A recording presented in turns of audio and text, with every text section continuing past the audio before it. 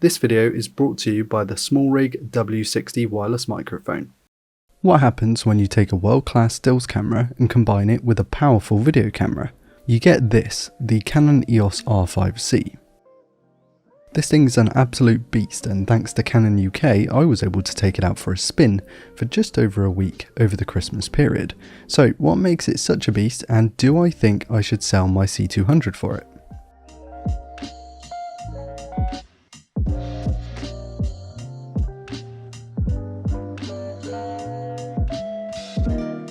Hey guys, I'm Ryan Thomas, and as an EOS C200 user, I was quite intrigued to check out the R5C.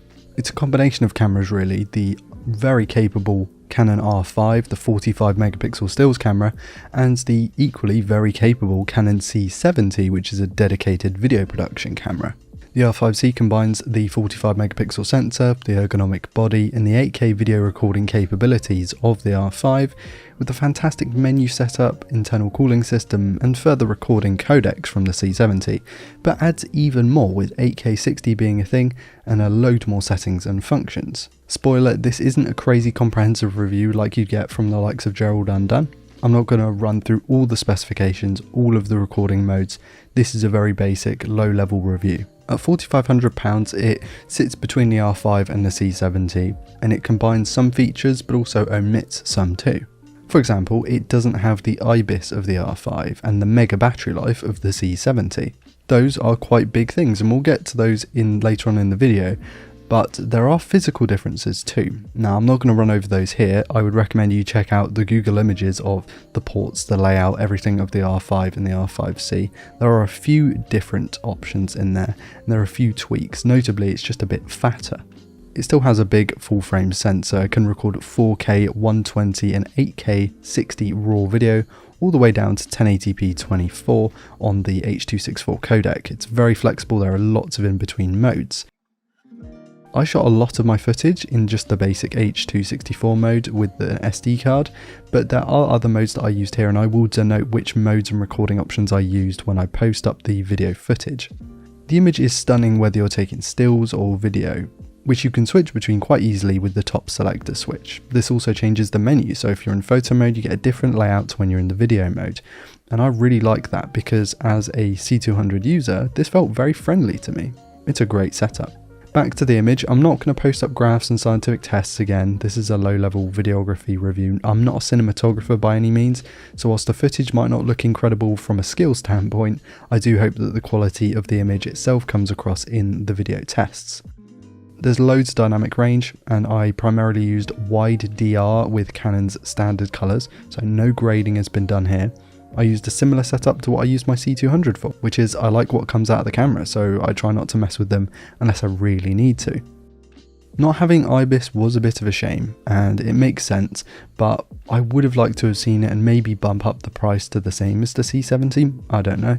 The lenses that I used here were the 24-105 RF, the 15-35 f2.8 RF-L, and the 100-500 RF-L as well, so all native glass. I did use my Helios 44-2 a little bit, but I'm not sure how much I actually got, or how much recording media I got with that, so I'm not sure if that's going to end up in the video. Physically, the camera is really light, it's really easy to use, all the buttons are where you expect them to be. I really like the feeling of the dials, of the buttons, everything's tactile, the screen flips out, which is nice, and also you get that top screen, which is great for checking settings. However, I wasn't really keen on the fact that the rear rotational dial wasn't also a D-pad. Now this isn't the end of the world, because of course you have the touchscreen, you have the joystick, and I really did like using the joystick, but it would have been nice, it just felt a little bit unnatural to use the joy wheel on the back and not have the sort of buttons built in or underneath them. Every camera I've ever used has had that, so it's just a bit weird. Don't get me wrong, this is not a negative review, but I really don't like the fact that they used a micro HDMI here, because I've broken so many of those connectors and so many of those cables, and they're just a terrible connector. And given the size of the thing, I mean this thing was built a little bit bulkier than the R5. There's probably room, there's room on the A7S III, and the A7S III is smaller than this, so yeah, a little bit of a shame. it may be that there really just wasn't enough room, and in that case I can kind of get past it. But I just do not, I mean, that's one of the reasons I bought the C200 was full-size HDMI. I just really do not like mini HDMI. Or micro HDMI, I can't remember which it was. That said, I am a big fan of the rest of the hardware. It's built to an incredible spec, it looks great, it feels great. I like the fact it has the shutter sort of to cover the shutter, if that makes sense. It has like a blind system for when you turn the camera off. It means that when you're changing lenses, it doesn't let dust in there. Really cool. I like the top screen, like I said. I like all the dials, the buttons. The other ports were decent. I also like that there's this RF to EF adapter, which allows you to use like a drop-in variable ND, which is kind of like having built-in NDs, except for you can't use them with native RF lenses. Still really cool to have it though, and I made good use of it. This video is brought to you by SmallRig and its W60 wireless microphone. This set is light, convenient, and a great tool for videographers, either amateur or professional. The two mics charge in this battery case and can be clipped to the talent as to record audio whether you're here, or even over here. Check out where you can buy the W60 wireless microphone with the link in this video's description, and a massive thank you to SmallRig for sponsoring today's content. All audio for this segment was recorded with the W60. Now, to record all of these crazy modes, you will need a CF Express Type B card, and they are quite expensive. Now, don't get me wrong, camera's expensive, you're probably going to be able to afford them, and I'm not really laying into Canon for this, but it was something that, you know, you need to be aware of. It's something that I brought up a few times. It's just expensive, and the card readers, you're going to need a new card reader. That's also expensive. I mean, the camera is expensive, so it makes sense, but just worth talking about. And I shoot a lot of my stuff. I mean, my C200 can shoot raw light, but I've never shot with, I don't even own a CF Express card because they're just so expensive. I shoot everything on SD cards.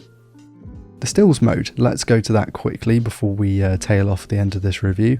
I really liked the stills mode.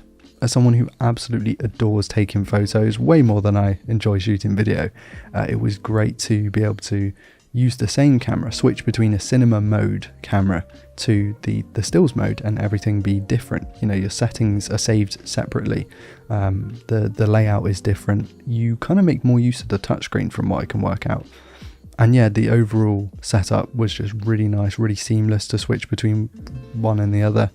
And I shot quite a few photos. I will denote whether I used Lightroom to edit any of these photos or not. Some of them will be just raw, like standard JPEGs without editing. Others will be edited RAWs, so I will let you know. And as an overall package, the R5C is fantastic. It takes most of what is good about the C70 and most of, if not all, that is good with the R5 and combines them together. I'm not saying you should buy the R5C over the C70. There are things you'd want. The built-in NDs without the need to adapt. The built-in XLRs, the way better battery life, the more rugged build quality of the C70. There are a number of things that you might want that for over this, and it's one of the reasons I'm not selling my C200 to go out and get one. I don't really care too much about image quality. Most cameras are good enough these days. I like the quality of life things, like the built-in full-size XLRs, the built-in ND filters, the huge battery life, the ability to sort of swap parts out if you want to. The buttons on the side are huge for me as well. It's a different kind of camera. The R5C is still fantastic, and I want to thank Canon for lending me the camera, plus an adapter, plus those 3 lenses that I mentioned in this video. Everything was shot basically on a monopod or a tripod or handheld, and yeah, I mean, what a fantastic Christmas period I had with that. Thank you all so much for watching. I'll leave links to where you can find everything in the video description, as well as my social medias and everything like that. Like, comment, subscribe, pretty sure I said that. I'm Ryan Thomas, and I'll catch you later. Peace.